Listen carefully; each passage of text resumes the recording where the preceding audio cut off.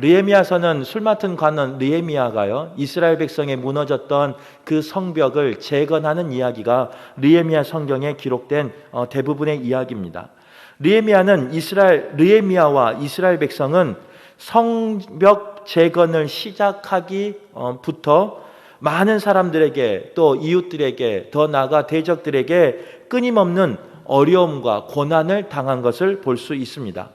우리가 지난 시간에 계속 말씀을 보았던 것처럼요, 느헤미야 2장의 말씀에는요, 성벽 건축을 시작할 때 산발락과 도비야를 통해서 비난받은 것, 또 조롱받는 이야기가 기록되어 있습니다. 그 내용은 이거였어요. 너희들은 그런 일을 할 수 없을 것이다 하면서 비난하며 조롱했던 백성들이 바로 산발락과 도비야였습니다. 또한 4장에 가면요, 이곳저곳에서 동시에 이제 성벽 재건을 이스라엘 백성이 시작하였습니다. 그리고 반 정도 완성되었을 때, 완공되어 가고 있을 때 이들은 더욱 구체적으로 조롱하며 비난하기 시작합니다. 조롱과 비난에서 끝나지 아니하고요, 심지어는 주위에 여러 민족들이 연합하여서 이스라엘 백성을 동서남북을 감싸며 가로막고 공격하려고 했던 이야기가 바로 4장의 이야기입니다. 그리고 이런 외부적인 공격뿐만 아니라 5장에 가면요, 내부적인 갈등이 시작되고 있다는 거예요. 물론 경제적인 문제 때문이었지만 백성들이 동요하기 시작했고요, 그 동요 때문에 술렁이는 삶을 살았던 백성이 바로 느헤미야, 이 시대의 백성들이었습니다. 하지만 느헤미야는요, 적들의 조롱과 비웃음으로 공격할 때는 하나님 앞에 기도함으로 이겨냈고요, 사방이 둘러싸며 위협을 가할 때는요, 기도하며 무장함으로 이 모든 것을 이겨냈습니다. 또한 내부에서 형제들끼리 갈등이 일어날 때는 느헤미야 스스로 하나님의 말씀대로 살아가는 삶을 본을 보임을 통해서 이 어려움을 이겨나간 것이 바로 지난주까지의 말씀입니다. 외부의 공격, 내부의 공격, 또 여러 가지 포위당함, 여러 가지 조롱, 이 정도를 이겼으면요, 이제 더 이상 고난이, 또 고통이, 어려움이 없으면 참 좋을 것인데, 오늘 6장에 보면 그 고난은 끝나지 않은 걸 볼 수 있어요. 우리가 바닷가에 가면 파도를 만날 때가 있습니다. 그 파도가 한 번 치면 끝날 것 같은데 그렇지 않다는 거예요. 그 파도는요, 연거푸 나를 휩쓸으며 나를 위협할 때가 있습니다. 특별히 그 큰 파도는요, 집채만한 파도는요, 내 삶 가운데 위험이 될 때가 있어요. 하나가 지나면 또 오고, 또 지나면 또 오고, 끊이지 아니하게 내가 살아있는 한 계속 파도치는 것처럼 내 인생의 고비를 넘기면 또 고비가 찾아올 때가 있다는 거예요. 파도만 그런 게 아닙니다. 우리가 등산을 가도 마찬가지예요. 등산을 가서 정상에 오르기 전까지는요, 그 고개를 넘으면 이것이 마지막일 것이다 하는 그런 소망과 희망을 가지고 넘어갑니다.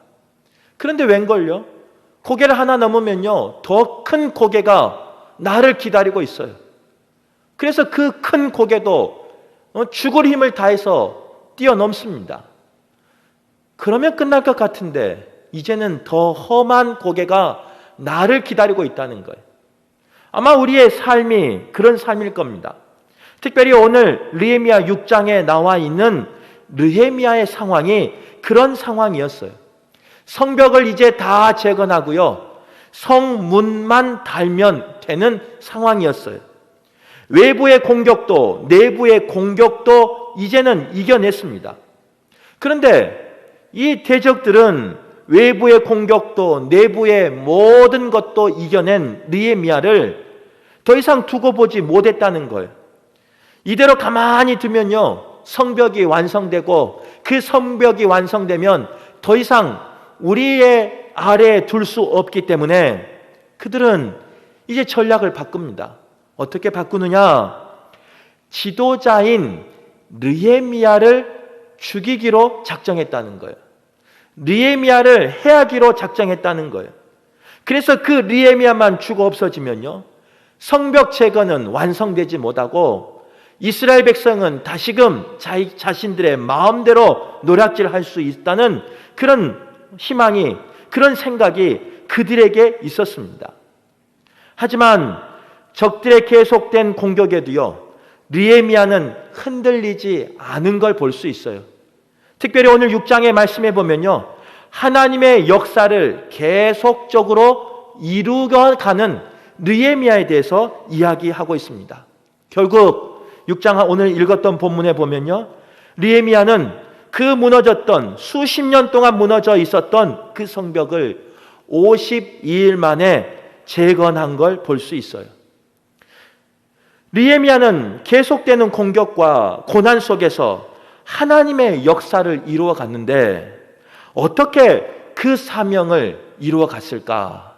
오늘 말씀을 통해서 말씀을 나눌 때 우리 성도님들도요, 모든 고난과 역경이 있을지라도 느헤미야처럼 하나님의 역사 가운데 끝까지 쓰임 받아서 말씀에 기록된 것처럼 하나님 앞에 기억되는, 또 하나님 앞에 쓰임받는 우리 모두가 되시길 바라겠습니다. 첫 번째로 느헤미야는 그런 하나님의 역사 가운데 어떻게 쓰임받았느냐? 분별함으로 거절하며 사명을 감당한 사람이 느헤미야였다는 겁니다. 오늘 6장 말씀에 보면요, 산발랏과 게셈이라는 사람이 나옵니다. 이 산발랏과 게셈은 느헤미야에게 서신을 보냅니다. 그리고 사람을 보냅니다. 무려 몇 번이나 보내느냐?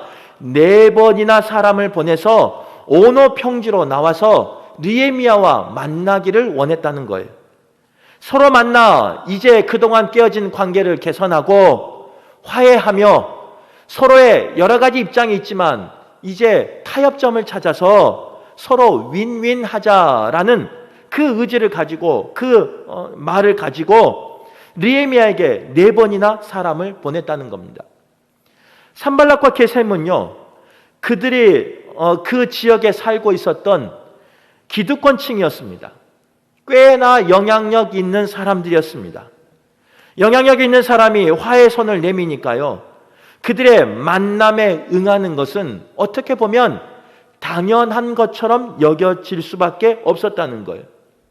그들은 느헤미야에게 사람을 보내서 아마 이렇게 요구했을 거예요. 이렇게 대화했을 거예요. 우리가 함께 대화를 나누자, 함께 사업을 하자, 함께 도울 수 있는 부분은 돕자. 함께라는 말이 얼마나 좋은 말입니까? 함께함으로, 함께하여 이 어려움을 이기자. 이제는 더 이상 싸우지 말고 우리가 함께하자. 그럴듯한 제안이었습니다. 아마 이 제안을 받아들이는 것이요, 느헤미야 입장에서도 이제 남은 성벽을, 그 성벽의 성문을 빨리 달 수 있는, 아무런 해방함 없이 빨리 달 수 있는 그런 필요한 제안이었을 거예요. 또한 성벽이 완전히 재건되고 나서도 그들의 도움은 여전히 필요한 도움이었습니다. 누가 봐도 그들의 함께하자라는 이 제안은요, 꼭 필요한 제안이었을 거예요. 언뜻 듣기에는 그들의 제안이 지혜롭게도 들리기도 하고 심지어는 선한 제안으로도 들렸다는 거예요. 더 나아가서 이스라엘 백성에게도 이방 사람에게도 모두 유익이 될 것 같은 그런 제안이었다는 거예요. 그러나 그들이 함께 하자라는 이 제안에는요, 들리는 말과 다르게 다른 뜻이 담겨 있었습니다. 그들의 말은 양의 탈을 쓴 이리처럼요, 그럴듯한 말로 유혹하여 느헤미야를 오노 평지로 유인해서 그곳에서 죽이고자 하는 마음이 그 속에 들어있다는 거예요. 말은 함께하자, 말은 서로 돕자라고 말했지만 그들의 품에는요, 칼을 품고 있었어요. 그들의 그 입술에는요, 오기만 와봐라, 내가 너를 죽여서 우리가 이기겠다라는 그런 뜻이 담겨 있었습니다. 그들의 최종 목적은 뭐였느냐? 함께하는 게 아니었어요. 느헤미야를 유인해서 죽이려는 것이 그들의 최종적인 목적이었습니다. 이러한 육신에 속한 제안을 만약에 받아들였다면요, 느헤미야는 영적인 재건을 이루지 못했을 겁니다. 산발락과 게셈은 4번이나 만남을 제안했으나 느헤미야는 그 제안에 단호하게 거절한 걸 볼 수 있어요. 물론 그 거절의 이유는요, 다른 게 아니에요. 지금은 하나님의 역사를 진행하고 있으니 가지 못하겠다라고 분명히 이야기하고 있다는 거예요. 느헤미야는 성벽 재건에 있어서 사람들과의 관계보다, 사람들의 힘보다 하나님이 주신 그 사명을 우선순위로 두었다는 거예요. 사람보다 하나님을 더 중요하게 여겼다는 거예요. 그래서 사람들의 여러 가지 제한이 있음에도 불구하고 사명을 감당하는 가운데는 만나지 않겠다라고 단언할 수 있었던 겁니다. 라고 끊을 수 있었던 거예요. 그런데 이러한 거절은요, 느헤미야가 살아서 끝까지 성벽을 재건할 수 있는 그런 결단이었다는 거예요. 그런 분별력이었다는 거예요. 그냥 오늘 이야기를 그냥 들으면요, 누구나 속아 넘어갈 법한 이야기예요. 누구나 내 사명을 감당하기 위해서 그들과 함께 해야 된다고 생각하는 그런 상황이라는 거예요.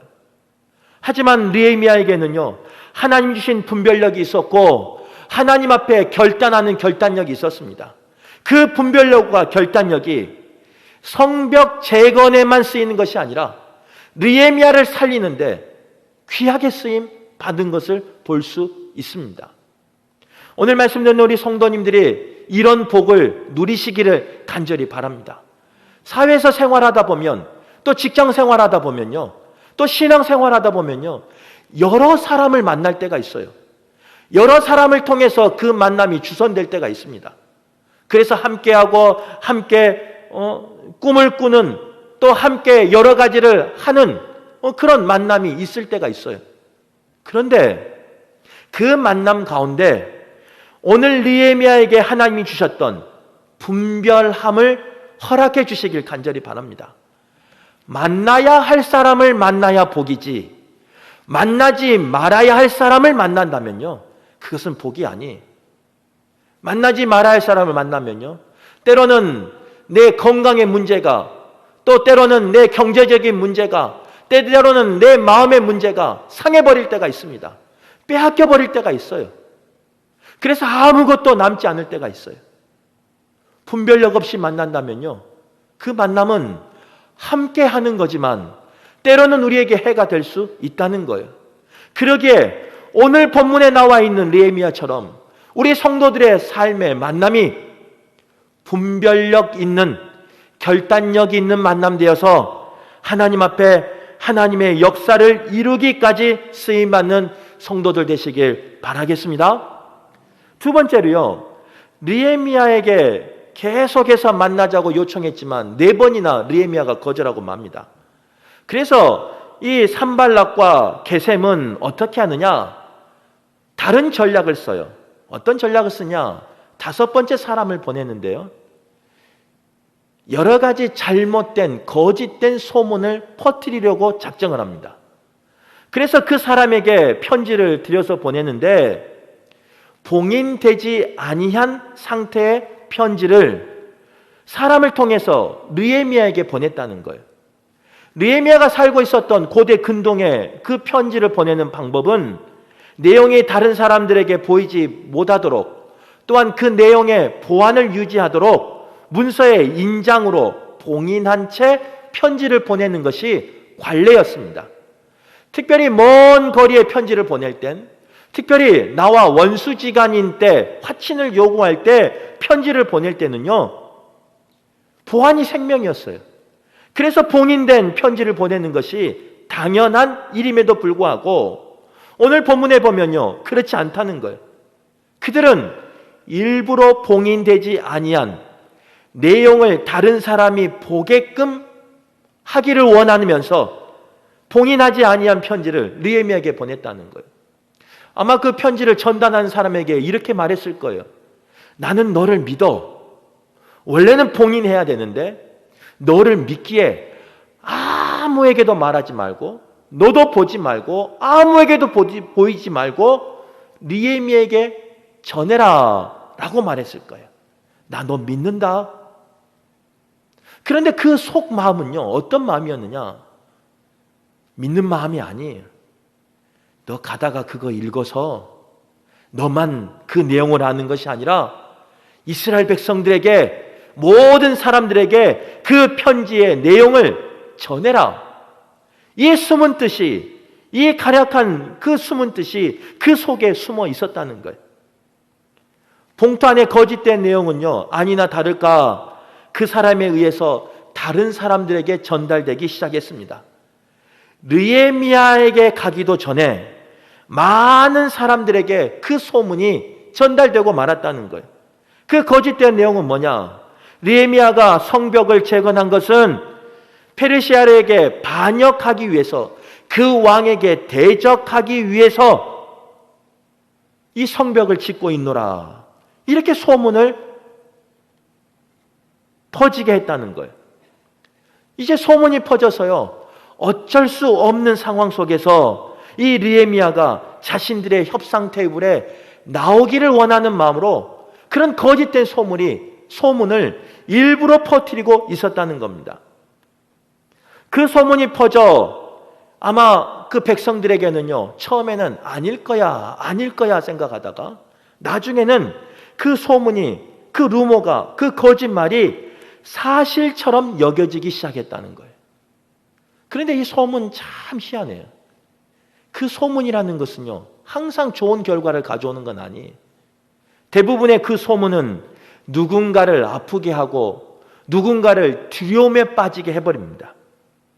그리고 그 공동체를 갈라지게 하는 것이 바로 이런 거짓된 소문의 결과라는 거예요. 만약 우리의 사업 가운데 그런 소문이 가득하다면, 그 소문의 주체가 나라면 우리 성도님들은 어떻게 하겠어요? 누군가 나 모르게 뒤에서 여러 가지 것들을 이야기하고 있다면 우리 성도님들은 그 소문을 듣고, 그것도 잘못된 소문을 듣고 어떻게 하겠어요? 아마 대부분 사람들은요, 그 거짓된 소문을 듣고 여러 가지 감정을 쏟아낼 겁니다. 그리고 그 소문을 낸 사람이 누군지 궁금하며 그 소문 낸 사람을 찾아내려고 애쓸 겁니다. 그런데 오늘 본문에 나와 있는 느헤미야는 어떻게 했느냐? 그 거짓된 소문에 당황하지 아니하고요, 아무런 감정으로 반응하지 않습니다. 모든 평범한 사람들이 다 감정으로 반응할 때 느헤미야는 감정으로 대하지 않았다는 거예요. 도리어 오늘 9절 말씀에 보면요, 여호와 하나님을 의지하면서 하나님 앞에 기도하는 모습을 보이고 있습니다. 뭐라고 기도하느냐? 하나님 앞에 내 손을 힘있게 하옵소서 라며 기도하고 있다는 거예요. 하나님, 이 소문 앞에 하나님의 권능에, 그 손의 권능이 나에게 임하셔서 내 손에 힘 있게 하옵소서. 그래서 이 소문을 잠잠케 하게 하시고 이 소문 가운데 참말이 나타나게 하여 주옵소서, 이렇게 간절히 기도하고 있다는 거예요. 아마 이 모습은요, 이렇게 상상하면 돼요. 우리가 영화 같은 걸 볼 때요, 그 어떤 그 모임이 웅성웅성 할 때가 있습니다. 여러 가지 말로 수군거릴 때가 있어요. 그런데 앞에 서 있는 그 지도자가요, 손을 높이 들어요. 그러면 갑자기 그 웅성웅성한 이야기가 다 사그라들어요. 그리고 그 지도자의 말에 집중하는 걸 볼 수 있어요.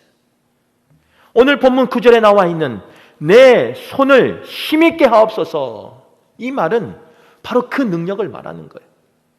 아무리 거짓된 소문이 가득할지라도, 아무리 참이 아닌 그 거짓말로 사람을 누르며 사람을 깎아내리며 사람을 참소하며 사람을 죽이는 그 소문이 난무할지라도, 하나님, 내 손을 힘있게 하옵소서.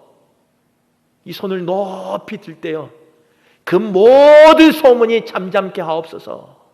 이 뜻이에요. 그 소문 앞에 느헤미야는 어떻게 했느냐? 기도했다는 거예요. 감정으로 대하는 것이 아니라 하나님 앞에 간절한 마음으로 기도했다는 거예요. 한번 물어볼게요. 나에 대한 소문이 난무할 때 기도하는 것이 빠를까요? 해명하는 것이 빠를까요? 해명하는 게 빠를 수 있죠. 나에 대한 소문이 난무할 때, 그 거짓된 소문이 가득할 때 하나님 앞에 기도하는 게 빠를까요? 그 소문의 근원을 없애고 힘 있는 사람에게 함께하여 그 소문을 잠잠하게 하는 게 빠를까요? 아마 사람을 의지해서 그 소문을 잠잠하게 하는 게 더 빠를 겁니다. 그런데 느헤미야는 그렇게 하지 않았다는 거예요. 느헤미야는 그 모든 상황 속에서 사람을 의지하는 것이 아니라, 사람의 감정을 드러내는 것이 아니라 오직 여호와 하나님 앞에 무릎 꿇고 내 손을 힘있게 하옵소서 라고 기도했다는 거예요. 오늘 말씀을 듣는, 말씀을 전하는 저에게나 듣는 우리에게 주시는 하나님의 음성이라고 저는 믿습니다. 여러 가지 소문이 있을 때가 있어요. 여러 가지 일이 일어날 때가 있어요. 지금은 없지만 앞으로 그런 일이 있을 수도 있어요. 그때 오늘 말씀이 기억나는 말씀 되기를 바라요. 오늘 선포하는 말씀이 저에게도 기억나기를 바라고 말씀을 듣는 우리 성도들에게도 기억나기를 바라요. 그런 무성한 소문 속에서 그 소문을 쫓아다니며 분주하게 사는 것이 아니라 하나님 앞에 잠잠히 무릎 꿇을 수 있는 우리 모두가 되기를 바랍니다. 그 모든 것을 하나님 앞에 맡기며 하나님의 능력의 손이 그 모든 것을 잠잠게 해주시라고 기도하는 저희들 되기를 바랍니다. 사람을 쫓아다니며 사람 앞에 무릎 꿇고 사람과 타협하며 사람과 함께하는 것이 아니라 오직 여호와 하나님 앞에 더딜지라도, 더디게 느낄지라도 내 손을 힘있게 하옵소서 라고 기도할 수 있는 저와 여러분 되시길 바라겠습니다. 세 번째로요, 느헤미야는 이런 타협에도 흔들리지 아니하고 소문에도 반응하지 않자 이제 그 대적들은 어떻게 하느냐? 느헤미야와 친분 있는 스마야를 찾아갑니다.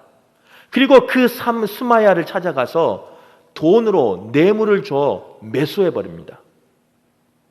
아마 느헤미야의 상황은 이런 상황이었을 거예요. 물론 기도하지만, 물론 하나님을 의지하고 살아가지만 그 주위의 환경은 두려운 환경이었을 거예요. 기도하고 나가지만 어디서든 나를 죽이려고 하는, 어디서든 나를 저격하며 암살하려고 하는 그 적들이 눈 시퍼렇게 뜨고 있는 상황이니까요. 무서웠을 거예요. 사람을 만나도 이 사람이 내 편인가? 이 사람이 나를 죽이려고 하는가? 누군가 사람을 만날 때 겉옷만 입고 있어도요, 저 품에 칼을 품고 있을까? 하면서 그런 두려운 상황 가운데 있었어요. 그리고 그 소문들이 무성하다 보니까요, 이제는 백성들까지 웅성웅성하면서 느헤미야를 쫓아내야 된다, 느헤미야를 죽여야 된다, 느헤미야를 넘겨야 된다, 어느 누가 나를 배신할 수 있는 그런 상황이었어요. 그러기에 느헤미야는 아마 두려웠을 겁니다. 그런데 그때 느헤미야 친분이 있었던 스마야가 뭐라고 말하느냐? 사람들이 당신을 죽이려고 하니 제사장만 들어갈 수 있는 성소로 도망가 숨어라, 같이 숨자 라고 이렇게 권면했다는 거예요. 두려운 순간에 살해의 위협을 받고 있는 그 상황 속에서 얼마나 기쁜 소식이겠습니까?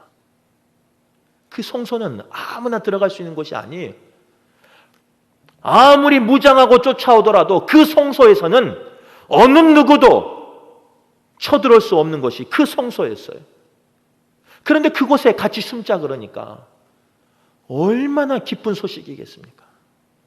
아마 느헤미야 입장에서는요, 그 두려운 순간에, 그 살해 위협을 받는 순간에 그것은 하나님의 음성처럼 들렸을 겁니다. 그런데 그때 느헤미야는 어떻게 하느냐? 정말로 그것이 하나님의 뜻인지, 정말로 그 곳이 내가 서 있어야 할 곳인지, 정말로 내가 이 두려운 상황 속에서 무엇을 해야 할 일인지 하나님 앞에 묻기 시작한다는 거예요. 그리고 분별하고 어떻게 결정하느냐?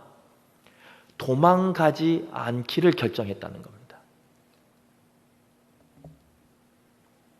두려운 순간에 도망가지 않는다는 것은요, 참 어려운 거예요. 그것도 피할 곳이 있는데 도망가지 않는 것은요, 정말 대단한 결단력이 있어야만 가능한 결단이라는 거예요. 그런데 하나님께서는 그 모든 것을 간섭하시고 그 모든 상황 속에서 역사하고 계신다는 거예요. 만약 느헤미야가 두려워서 자신이 살기 위해서 도망갔다면 아마 느헤미야를 통해서 성전 재건은 더 이상 진행되지 않았을 겁니다. 그 두려운 순간에 도망가 버렸다면 성문은 달지 못했을 것이고, 달지 못한 성문 때문에 다시 침략받으며 다시 노략질받는, 다시 하나님 앞에 예배드리지 못하는 상황이 벌어지고 말았을 거예요. 또한 느헤미야가 만약에 도망가서, 두려움 때문에 도망가서 숨어야 하는 그 성소에 들어갔다면 하나님의 율법을 어기는 짓을 느헤미야가 하게 되었다는 거예요. 한번 생각해 보세요. 여러분의 지도자가 하나님의 말을 준행한다고 하면서 하나님의 율법에 어긋난 행동을 하고 있다면 여러분은 그 지도자를 쫓아갈 수 있겠습니까? 어려워요. 또한 자신을 두고 도망간 그 지도자를 여러분은 따라갈 수 있겠습니까? 어렵다는 거예요. 다음에 또 무서운 일이 생기면, 두려운 일이 생기면 자기만 살자고 도망가는 그 지도자가 참여하기에 그 지도자와 함께 할 수 없다는 거예요. 대적 앞에 두려워하는 그 느헤미야를 이스라엘 백성이 과연 믿고 따라갈 수 있었겠습니까? 없다는 거예요. 감사하게도 느헤미야는 오늘 본문에 보면 어떻게 하냐면, 그 두렵고 그 살해 위협을 받는 순간 속에 하나님의 뜻이 어디에 있는지, 내가 서야 할 곳이 어디에 있는지, 내가 해야 할 것이 무엇인지 분별하며 끝까지 하나님 앞에 쓰임받은 것을 볼 수 있습니다. 두려움에 도망치는 것이 아니라 그 두려움이 있음에도 불구하고 선봉에 서서 하나님의 사역을 감당한 사람이 느헤미야였어요. 대적이 두려운 그 상황 속에서 가장 앞에 서서 일한 사람이 바로 느헤미야였어요. 율법을 어겨도 되는 그 상황 속에서 끝까지 하나님의 말씀을 지키며 내 생명까지 아끼지 아니하고 백성들에게 본을 보인 사람이 느헤미야였어요. 그러기에 느헤미야는 끝까지 하나님 앞에 쓰임받을 수 있었던 거예요. 말씀을 전하는 목사인 제가요, 느헤미야와 같은 그런 지도자가 됐으면 참 좋겠어요. 물론 목회하다가 두려운 일이 없었으면 좋겠죠. 목회하다가 위협을 당하는 일이 없으면 좋겠어요. 물론 목회하다가 그런 고비고비가 있는 것이 아니라 평탄한 대로를 걸었으면 참 좋겠습니다. 목회길에 파도가 없었으면 좋겠어요. 그런데 그렇지 않다는 거예요. 하나님의 일을 한 느헤미야도 그런 아픔을 당했어요.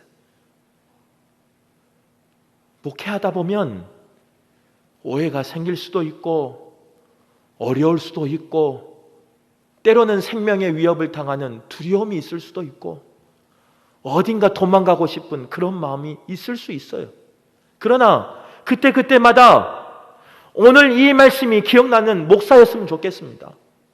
그래서 두렵고 떨리지만 숨는 것이 아니라 성도들 앞에서 이끌어갈 수 있는 목사가 됐으면 좋겠고, 여러 가지 소문에 감정을 드러내며 혈기를 부리는 목사가 아니라 그 가운데 주님 앞에 무릎 꿇을 수 있는 목사가 됐으면 좋겠고, 여러 만남 속에서 만나야 할 사람과 만나지 말아야 할 사람을 분별할 줄 아는 그런 목사가 됐으면 좋겠어요.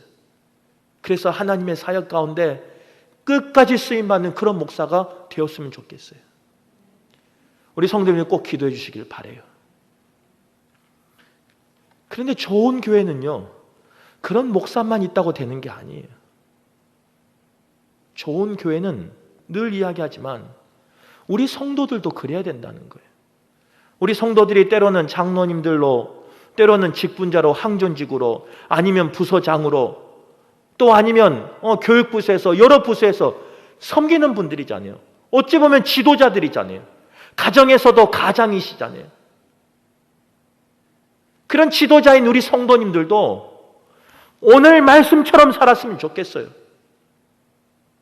나에게 맡겨진 일을 하지 못할 그런 두려움이 있을 때 도망가며 숨어버리는 것이 아니라 여호와 하나님이 힘 주실 것이다 믿으시며 선포하며 이기는 성도였으면 좋겠어요.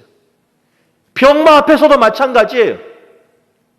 병이 나를 엄습할지라도 그 병에 무릎 꿇는 것이 아니라 하나님이 고쳐주실 것이다 하며 도망다니는 삶이 아니라 이기는 삶 살았으면 좋겠어요. 싸워서 이기는 분들. 그래서 느헤미야처럼 삶 가운데 간증이 가득한 우리 성도들 되시길 간절히 바라겠습니다.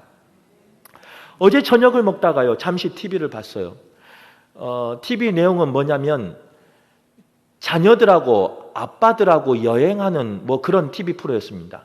처음부터 안 보고 중간부터 봐서 내용은 잘 모르는데 하여튼 내용이 이런 것 같아요.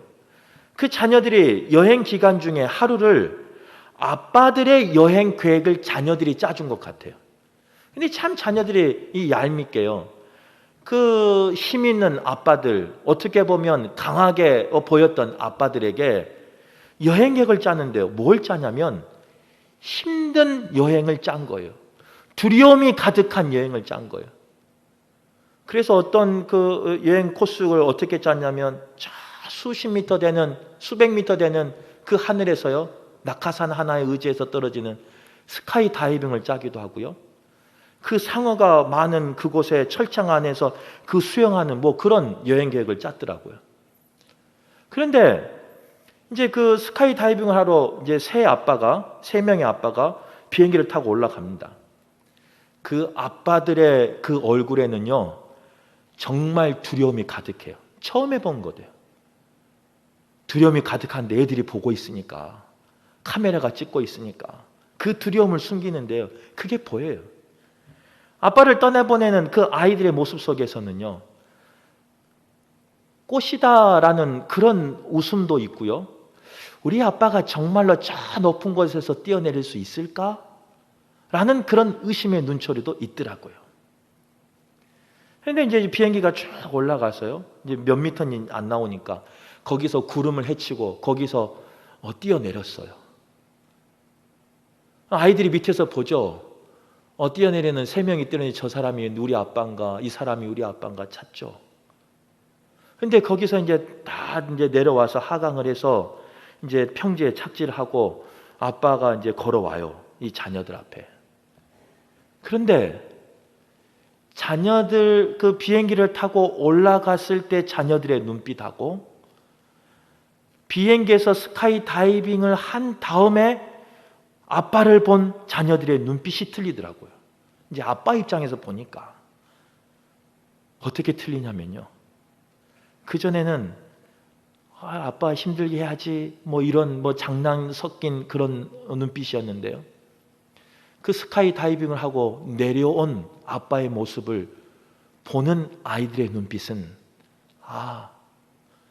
저 두려움을 이긴, 저 무서움을 이긴 우리 아빠, 내가 믿어도 되겠다 라는 눈빛으로 아빠의 입장에서는 해석이 되더라고요. 그걸 보면서 오늘 말씀과 접목해 보면요, 우리 성도들도 그러겠구나. 힘들고 어려울 때 불평하고 원망하고 나 이거 하기 싫어, 나 못해, 나 숨어버릴 거야.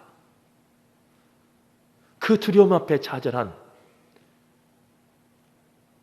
그래서 숨어버린, 그래서 도망쳐버린 그 지도자보다는 아무리 힘들어도, 아무리 두려워도, 아무리 소문이 무성해도, 아무리 나를 죽이려고 하는 대적들이 가득 차 있어도 하나님 앞에 기도하며 하나님을 의지하며 하나님의 사명을 감당하는 그 지도자 신뢰하면서 따르겠구나, 이 생각을 해봤어요. 바라기는 말씀을 전하는 제가 그런 신뢰할 수 있는 목사 되기를 원하고, 말씀을 듣는 우리 성도들도 어느 곳에서든 그런 신뢰할 수 있는 부모가 되기를 원하며 직분자가 되기를 원하며 하나님의 사람 되어서 하나님께서 역사를 이루시기까지 쓰임받는 우리 모두가 되시길 간절히 바라겠습니다.